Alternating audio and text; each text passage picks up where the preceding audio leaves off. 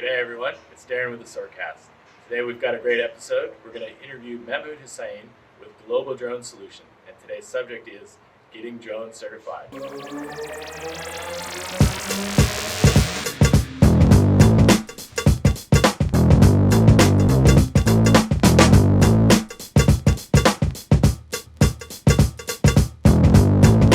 Thanks for joining the Soarcast, where we talk about drones, manned aircraft, and satellites, and how they relate to geospatial products found on the Soar platform.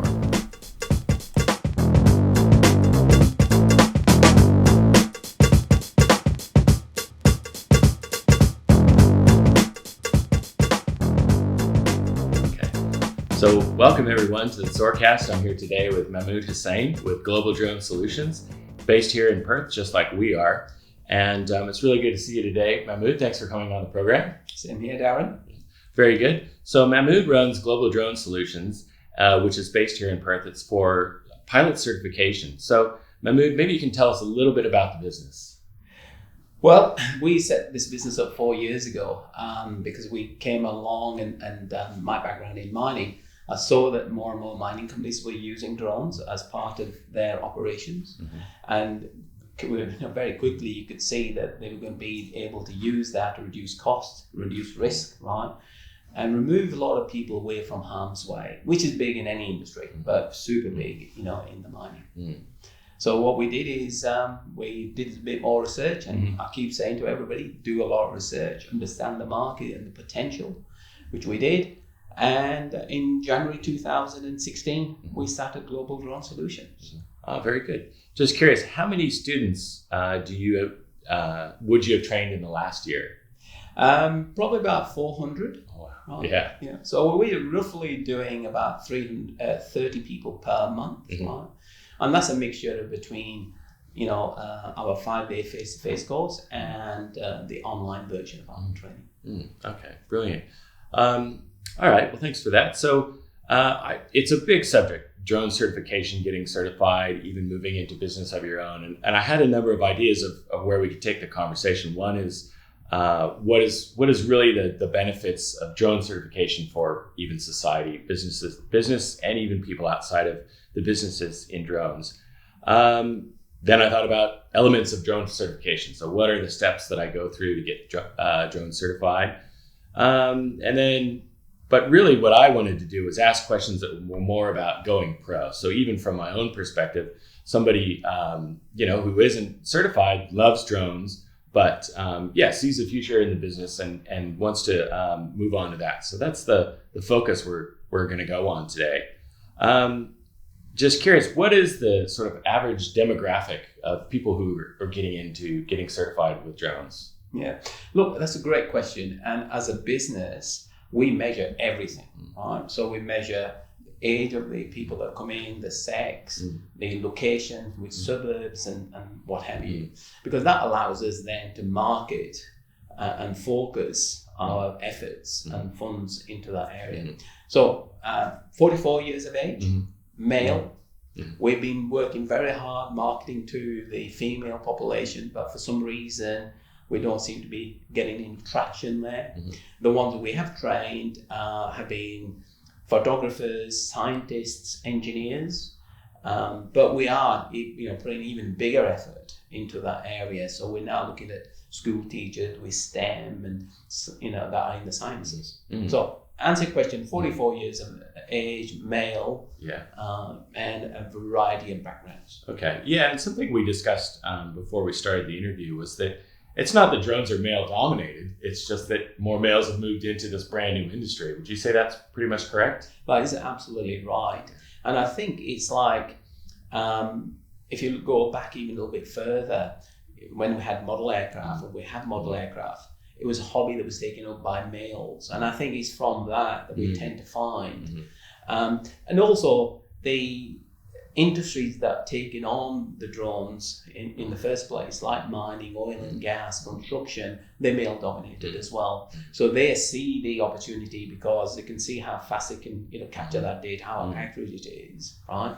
And so they're the ones that are being pushed by. We're now noticing that there's at least one if not 2 ladies on an average course, which is between 6 and 8 people, on a 5-day face-to-face course. Yeah, and one more thing I think you pointed out earlier that was quite interesting was that a lot of specialists move into drones, and so they come from another discipline, whether it's a science or photography, and so they already have that business established. And so I think that's the other thing to sort of point out for those who might be female who are thinking about it, but maybe it's dominated. It's not necessarily that I guess you have to be a guy to get into it. It's just that those specialists, you're using the drone to really service those specialized skills. Is that a good guess?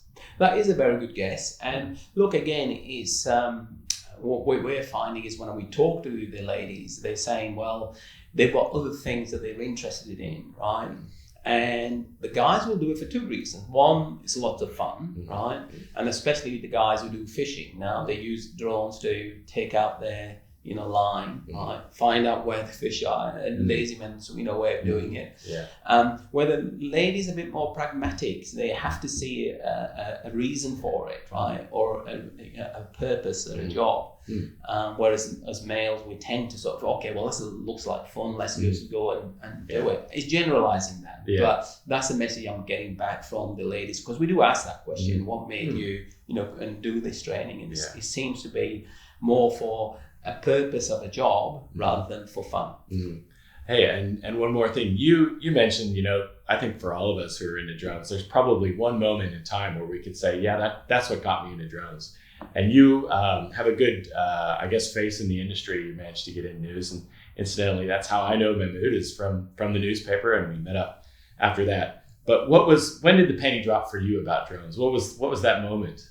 Well, interestingly, I was a CEO of another company, and my job is to try to turn this organization around. It wasn't going to be able to do with the current, services they offered. So I suggested that what we do is bring drones into the industry, because I'd seen this mining industry, because that's what that company was focused on as well. And I'd seen the drones coming in there. This is going back to 2013, when they actually did get some traction, right? So the penny drop for me is when I saw a tier 1 mining company literally go and capture the stockpile measurement in 30 minutes, when a friend of mine who was a surveyor used to take a whole day to go and do that. And he used to walk around with $100,000 scanner on his back, walking on stockpiles. Now the same guy stood outside the mine, captures that data in 30 minutes, much safer, much faster. How efficient. Yeah, oh, cool, thanks for that. So moving back to guys that are keen to get drone certified, so what sort of skills, let's just say, I'm coming new into this, what skills are good for being a drone pilot or starting your own business? What industries do you see guys coming from gravitating towards drones? Well, they're coming from places that I hadn't even thought about, right? For instance, we're getting truck drivers, we're getting bricklayers, welders. And when I ask them why, they're saying that in the, like you said, the average age is 44. And what they're finding is they're realizing their bodies are not going to be able to do that manual work much, much longer, right? So they've seen the drone industry take off. They're in industries like construction, the bricklayers, and they see all these drones coming in, doing these, their measurements of progress and everything else, right? And realize, wait a minute, that's something I'm interested in, right? Like, looks like fun, right? Maybe I'll go and make some inquiries. So you've got that sort of person. But to break down our business, and it actually will give you a good idea of what sort of people are coming in. First of all, we've got a third of our business is tier 1 clients like BHP, the Water Corporation, the Super Pit. So these people are already in a very good job, and the company is paying for them to come in and be trained. We then have another probably 25-30% of people who already have a business, small, medium-sized businesses. And as I mentioned earlier, photographers. Now, the land-based photographers now want to do aerial photography. We've got companies who realize, wait a minute, we have a loss of connections. Is this another service that we can offer, right? And I can give you a very good example of Perth Cat Centre. They have thousands of connections, right? Because nearly every building you go into, the evacuation plan is done by Perth Cat Centre. Now they've set up a business, Perth Drone Centre. So you can see what they've done. Very smart move, right? We've got these connections, let's utilize them. So you've got that, people building on their already base. And then we've got probably about 30% of people who are brand new. They're coming from either being a photographer, having another skill like flying drones, right? And the meeting that we had with you guys last week, this ability to take images, put them onto Soar, right? And get 70% of the price that you sell them for, right? And I know there's a number of people do nothing else but travel around the world capturing that data. They capture the data, put it onto Soar and other platforms, and they're making a reasonable return on it, right? So there's that third is a big mix. So we get welders, truck drivers, train drivers, people just want to join the industry because they can see what's going on. But the other thing that we do is we actually have a lot of connections in the industry ourselves. So, right now we've got 2 companies looking for a lot of, drone pilots, right? So what we do is to find the ones who are looking for work and do that introduction as well. And so it's a win-win, right? We get people that we can train, and then the other organizations actually got, somebody who's already qualified, ready to go, rather than them having to pay for them. Okay. Yeah. So, are there any skills that are really good that help in flying a drone, or maybe there's a lot of mystery around flying drones? People think, I don't know if I can do that. But are there any skills, sort of, I guess, both in flying a drone, but also in the marketing and business and developing your own business that would really help in this space? Yeah. Well, I do get that question quite a lot, and the reason for it is again, some people think, well, I'd like doing that, but what other skills do I need, right? Now, the people who are very, very successful in these industries already have a different skill. I'll give you a very good example. We had one guy who was a lift mechanic, and he did this on the side, and he made $120,000 in 1 year. Now he does this full time.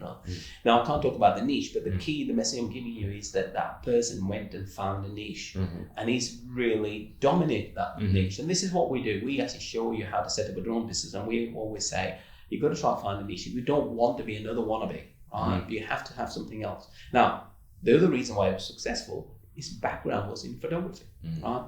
So the skill that we're finding where people are very successful are surveyors, right? Because they can use it everywhere. We're looking at project managers that have to travel somebody, to a site. Now that could be an hour or 2 of travel time and a couple of hours on the site. Well, guess what? They actually send somebody else to capture that data and distill it down to 10 minutes, maybe even 2 or 3 minutes, and they've got the information that they want. So there are skills like that. Now, to answer this question in a good way, I can just tell you what the 2 companies who are asking me for drone pilots or recommend drone pilots, what they're looking for. First of all, we're looking for smart people, right? That can deal with other people, because they're going to do mine sites or construction sites or oil and gas platforms, right?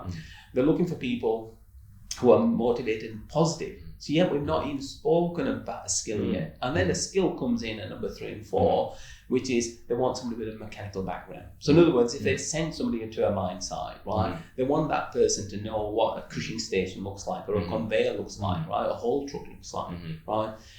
They also want to be able to at least have enough knowledge about surveying, right? So the client that they're going to be talking to, right, will be more than likely be a surveyor or an engineering manager or a project manager. So it's them sort of skills. So they realize they're not going to get all that. So what they do is we train them as drone pilots. They then put them through their own induction process and say, well, look, this is the environment you're going to be in. And that environment needs for you to know this is a crushing station, this is a conveyor, this is the sort of torque that your customer is going to look at. Okay. So the answer is unfortunately it's broad, but ideally you do need another skill, right? Whether it's photography, videography, an engineer, or even a mechanic, right? A bricklayer has a very good understanding of the construction industry. That definitely helps to get some traction. But the biggest thing I will say to you is it's connections. It's not what you know, it's who you know. A number of people that we've had trained have gone and got very large contracts. And when we speak with them and say, well, how did you do that? Oh, that I know the supervisor there, or I know the manager there, or I know the GM there, and suddenly he gets all that information. Okay. Yeah, very good. Well, let's move on to training. So, in the space, I've moved on, and I want to get trained up, and I've enrolled in a training class. And you've probably seen A+ students and students who have just cruised through. Yeah. And what would you tell to somebody who they wanted to get the most out of it? What would you say? Hey, this is how you're going to get the most out of this training. Well, it's like anything else. Be prepared, right? So when somebody makes an inquiry with us, what we're trying to do is share information. So we've got a few free ebooks on how to set up a drone business or the applications. And so what we want people to do is be prepared, right? Just because you've got a drone pilot's license does not mean that there's going to be people knocking on your door, right? So go and understand the industry a little bit more. If you Google is your best mate, just go in and Google the drone industry and you're going to find tons and tons of information. I always say, look at the skill that you currently have, right? And the connections you have, and then walk into this industry with the eyes open. That you're going to come in with, okay, I'm going to go into photography because I've got a background in photography. I understand that. Or I'm going to go into the mining industry because I work in the mining industry. I know a lot of people in that industry. I understand that market. Yeah. So it doesn't take long now to do that research. Do the research, and when you come to us, we will already give you quite a bit of information anyway, and we send you more information as joining instructions. As long as you understand that, the rest of it we take care of. Okay, yeah, very good. What do people like the most about training? Do they come back and they say, hey, this was the best part? Well, we're very lucky. If you go onto Google, you'll see we've got 60 5-star reviews. Right? Yeah.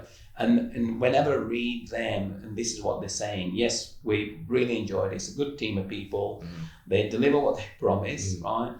But the training was made fun, right? Yeah. So it's all about taking all that technical data, because we're in a highly regulated industry, and then putting it across in a way that different people understand. A classic case, we had 9 people on the last course. There was 3 people from Watercorp. There was 2 people from BHP. There's a couple from another light mining company, and 2 people that were independents. Right? Just one was a bricklayer, and another one was also from the construction industry. And so we've got to try to balance, right? What is it that's going to involve all these people? So look, 4 years of experience. We've trained so many people. And we adapt our training to the needs of the individual. So we make it fun. Okay. Another thing that I was thinking about is now you can do, maybe you can just describe a little bit the difference between online training and in-person in-house training, and what are the benefits of doing drone training in person. Right. Yeah. All right. Well, look, we first started off with just doing a 5-day course, right? And I have to admit, when I did the research, I wasn't getting any vibes which said we should go online, right? But I still made that investment to give people the option. Now it's probably 40% of our business, right? So how did we get that wrong? Wrong in that, was it not coming through? And I think what it boiled down to is that we weren't getting the inquiries for online because people said it's a 5-day course, and most companies only offer the 5-day course, right? They couldn't attend the 5 days, either they couldn't get time off, and so on. And secondly, the cost of a 5-day course is nearly $3,000 compared to $1,500 for the online. Anyway, once we made it, we built it, and they came. So what we've now got is a lot of people coming in and saying, well, we want to do it. We see the opportunity, because when they're going to the market, the client is asking, have you got a license? Are you insured? Right? And so therefore we get a lot of photographers that go to the real estate industry, and the real estate agent is asking for a license and insurance. So the difference, if you want to do it online, we send you access to our online system, which is 10 modules of theory, right? And it starts with aerodynamics, navigation, rules, service, energy, meteorology, human factors, and the list goes on. You do that in your own time. Roughly it takes about an hour and a half per module. So that's about 15 hours, and some people take a bit longer, that's all right. And then you come to us for 2 full days, and in that 2 days we do all the practical and the assessment and everything else. Once you're starting that online version, we start communicating with you to ensure that you're happy with what's going on. We can also tell from the learning management system how you're progressing as well. But that learning management system also gives us a lot more information, so we're ready when you come to us for the 2 days. And then the 5-day course, you start on a Monday, finishes on a Friday. It costs nearly the double, unfortunately. But the benefit of that is a much richer experience. As I said, we had people there, BHP, Watercorp, construction industry, other mining companies. So there's questions that you're going to ask from your own background and experience, which you may not even thought about, or what the BHP guys are going to ask, or the mining guys are going to ask. Right? So it becomes a much richer experience. So when you leave here, one is it's easier to learn, of course, because you're surrounded by people. 2, you normally have 2 instructors here that you can ask questions about at any time. But I think the biggest benefit is the networking that they get as well. So these guys are going in and now know somebody at BHP, or so know somebody at Fortescue or Watercorp, right? And what I found is these people do keep in contact, right? Because we always ask permission, can we share your information as a team? And we always get yes. So one of the things that we do as a backup is, here's the name, contact details with the team that you've built the relationship with as well. Yeah. No, I think you've got a really good point in terms of networking. And that's even something I found useful when I was doing a little bit of my own autonomous vehicle building. I had a mate who had been in the same place. He was building his own vehicles, and he was always quick to point out, no, don't try it, or I've done that. I've been down that path. And so, his my learning came at his expense. I like the joke, Okay, well, so moving on, let's say you've done the training and you're moving on. I like calling this section leaving the nest. So you're going out and you're starting to get jobs, or trying to win jobs.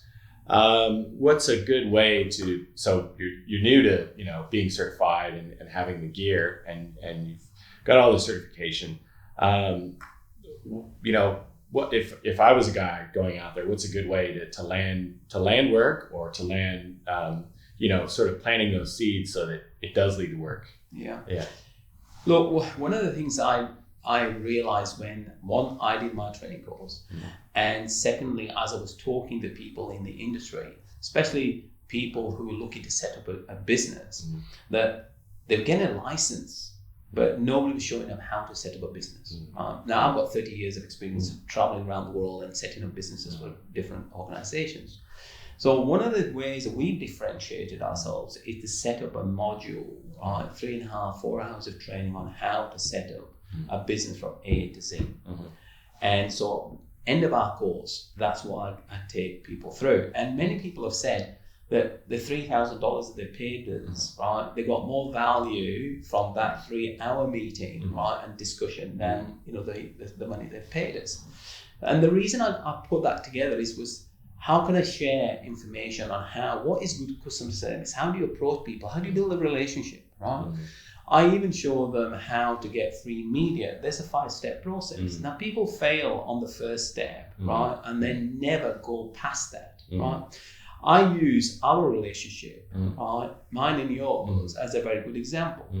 And the example was, we both live in Melville. You saw my article on the front page of the Melville Times, right? You contacted me because we're both friends on LinkedIn. We have a coffee. And I tell people to this day, I got a tier 1 player, Watercorp, thanks to you, which is true. Remember, I walked down the coffee shop and I said to you, do you know anybody at the Watercorp? And he said, well, yeah, I know a couple of people. And the next thing I know, you call me the next day, you give me a contact, and now I'm being a trainer to them for 3 years. I'm with the exclusive trainer. And so, we train probably 15 to 18 people a year for multiple. So that is what's important about that connection, and that's why we put this training in place. How are we going to go and get clients? So you spend all this money on a training course.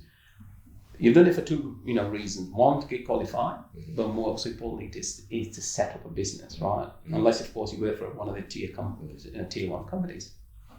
So that's why we go through A to Z and how to do it. And a part of that is, how are you going to build rapport? How are you going to differentiate yourself from another person who's just got a license, right? Or even harder, when somebody hasn't got a license, right, and works under the 2 kilo category. How are you going to do that? So rather than trying to just give one bit of advice, we've developed a training course, right, which we include in our $3,000 or the $1,500 price. And we show them how to go and do that. Now, we don't have time today on here to show you, but understand that if it takes me 3 hours to present it, there's a substantial amount of material in there. Yeah, very good. But tips number 1 would be, guys, build the relationships, right? Go and do network. Look at how you can, and I show people how to build a network of 300 names within half a day. Now, if you can't build a business with 300 names, then there's something quite not quite right. So yes, there is ways of doing it, but again, it's training and going to somebody. It doesn't have to be us. Go and find a specialist who's good at sales. You might be good at photography, right? And then find out how you're going to build a relationship and go on and have a point of difference. Okay, well, I think I have one last question that's business related, and going out and doing marketing. And from your experience in the industry is, I imagine you've talked to a lot of business. The guys that have come through have talked to a lot of businesses.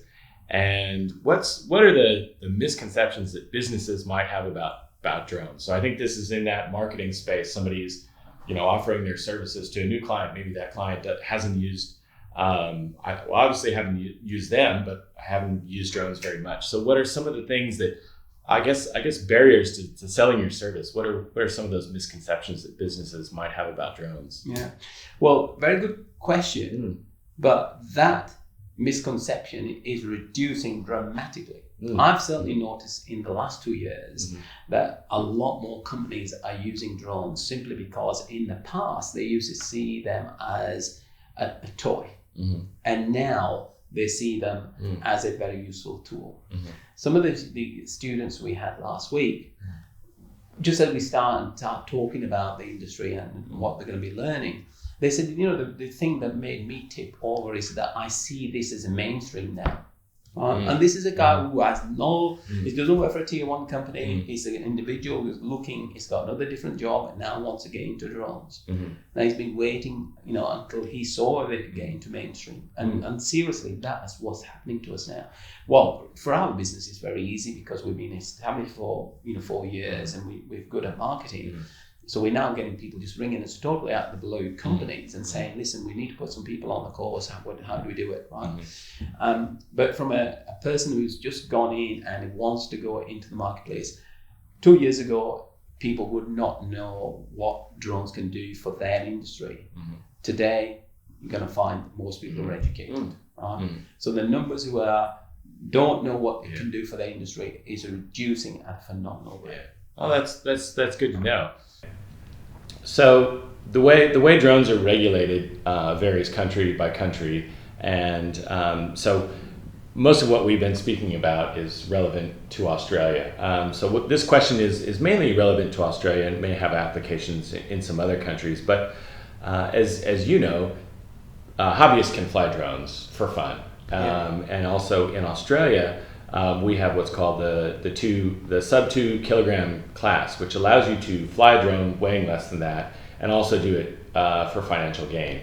Once you go above 2 kilograms, then it's necessary to have the certification for that. So The question you probably get asked all the time is, well, I know how to fly a drone. I've been flying a drone for 6 months, a year, whatever. I'm quite good. I take great videos, take great photos. Why should I bother? Why would I want to get certified?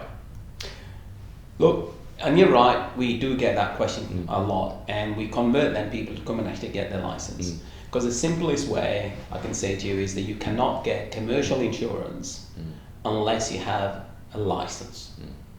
And so if you want to join the industry, when you go to a client, and let's take for instance, we mentioned real estate agents. We've trained a lot of real estate agents as well, right? The real estate agent will now ask you, have you got a license and have you got insurance? Because he has a duty of care. If he hires somebody and there is an accident, CASA have clearly told that industry that if for any reason we cannot get our $10,000 fine from you, we're going to be coming to you because you should have hired somebody who's insured and somebody who's licensed. Just as they do with an electrical contractor or a plumber, right? They don't put in somebody who's not trained as an electrician to go and do electrical work on a property. It's the same now with drones. And as I mentioned earlier, the industry is now educated. So therefore, people are, the client is asking you for insurance and is asking you for license to cover their duty of care requirements. Oh, very good. I think I would probably follow that question up by saying that even if you are a great pilot and you take great videos, great photos, or even if you have a little bit of background training and you can do the mine surveying or those types of jobs, I think the thing that might actually get overlooked is just the awareness and the technical knowledge that comes with having that certification. And so the limits with what you can operate in, and also that knowing that you are within compliance, and then so it actually, I think you did allude to, it mitigates a bit of the risk on the pilot himself. Yeah. Well, look, the other question we do get is, well, I don't need somebody to show me how to fly a drone. When they look at the drone license, they think that the training is all about flying a drone. Well, there's 40 hours of training, of which only 5 is flying a drone. The other 35 covers things like, the law, the rules and regulations, aerodynamics. How does this aircraft fly? Because when it's running fine, all good and well, what happens when you have a flyaway? Now, if you don't know and have the training, how are you going to manage to reduce that risk to people and property if you don't know how an aircraft flies, right? Then, of course, there's navigation. Where are you, right? And how do you get permission to fly in certain locations? Meteorology. An aircraft is only a small, if it's less than 2 kilograms, right? So meteorology has a major impact on it. There's many, many days where you can't fly an aircraft, certainly a drone, because the wind's too great, right? And then you look at human factors. It's well documented that with both manned aircraft and with drones, the biggest issue is the human factor, right? So accidents happen due to human factor. We have a module that's over 2 hours on discussing the stress and the strains and all on the human body. And, how do we ensure that we are fit to do the job? And so the list goes on. Yeah. So in a nutshell, 5 hours of flying, 35 hours of theory, the rules and regulations, how to make yourself more professional, how to ensure that you're not causing anybody else any harm, right? And you meet the requirements. As a matter of fact, we do consulting for quite large organizations to help them establish drone compliant operations. And that's, from getting their licenses, getting the operator certificate, developing their manuals, their libraries, their processes, their procedures, and it's a big part of our business. Okay. So now we're moving on to the next part of the Soarcast, the light part of the Soarcast. I call it this or that. Yeah. And what I do is I throw out 2 words, and you just tell me the word that comes to mind first. So, right. And knowing that we're both transplants, and we've sort of we've accommodated, and I just some of these questions are geared to find out how much you've gone to ground or been converted. So they'll come out in the wash. They'll see those. Okay, so first question: footy or football? Football. Okay. P4 or MP2? MP2. MP2. MP2 or MM? MM, please. Very good. Okay. The next ashes. The old home or the new home? The old home. Showing my age. Yeah. Okay. Very good. This one's three words. Newspaper, news channel, or social media? Social media every time. Very good. Waypoint or RTH? Waypoint. Okay. Brexit. Happy, sad, or did you say breakfast? I think you said breakfast. Very good. Lady Di or Kate? Lady Di. Drone racing or drone chasing? Drone racing, thank you. Top Gun or top-down photos? Top Gun, every time. Let's see. Fixed wing, rotary wing, or barbecued chicken wing? We'll have barbecue chicken. Let's see. Okay. Bunnings snag drone delivery or fishing from a camp chair suspended by a drone? I think go for the snag. Okay.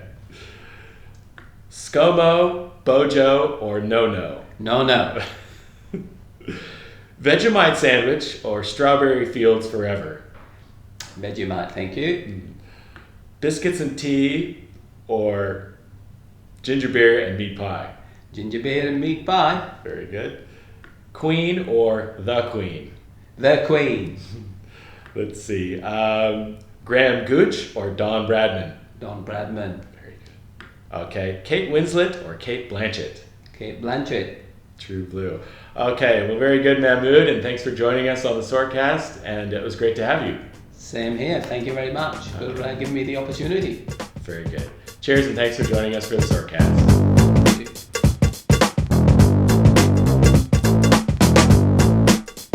And that's all we have time for today. Tune in to our next Soarcast for more discussion on geospatial products and imagery found on Soar.